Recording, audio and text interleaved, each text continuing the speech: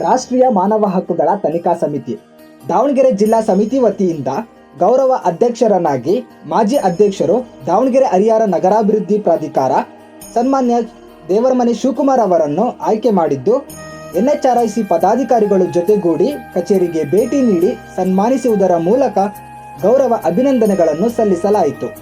ತಮ್ಮ ಕಚೇರಿಯಲ್ಲಿ ಶ್ರೀ ದೇವರಮನೆ ಶಿವಕುಮಾರ್ ಅವರು ಜನರಿಗೆ ತಮ್ಮ ಸಮಿತಿಯ ಮೂಲಕ ಮಾನವ ಹಕ್ಕುಗಳ ಬಗ್ಗೆ ಸೂಕ್ತ ಮಾಹಿತಿಯನ್ನು ನೀಡುವುದರ ಜೊತೆಗೆ ನ್ಯಾಯ ಕೊಡಿಸುವಲ್ಲಿ ಕೆಲಸ ಮತ್ತು ಜಿಲ್ಲೆಯ ಕಚೇರಿಗಳಲ್ಲಿನ ಲಂಚತನ, ಅಧಿಕಾರಿಗಳ ನಿರ್ಲಕ್ಷ್ಯತೆ, ಬಾಲ್ಯ ವಿವಾಹ, ಬಾಲ್ಯ ಕಾರ್ಮಿಕ, ಆಹಾರದಲ್ಲಿನ ಕಡಿಮೆ ಗುಣಮಟ್ಟದ ವಿರುದ್ಧ ಈ ಸಮಿತಿಯು ಹೋರಾಟ ನಡೆಸುತ್ತಿದ್ದು, ಸಂಘಟನೆಯು ಬೆಳೆಯಲು ಬೇಕಾದ ಎಲ್ಲಾ ರೀತಿಯ ಮಾರ್ಗದರ್ಶನ ಮತ್ತು ಸಹಕಾರವನ್ನು ನೀಡುತ್ತೇನೆ ಎಂದು ಭರವಸೆ ಕೊಟ್ಟರು.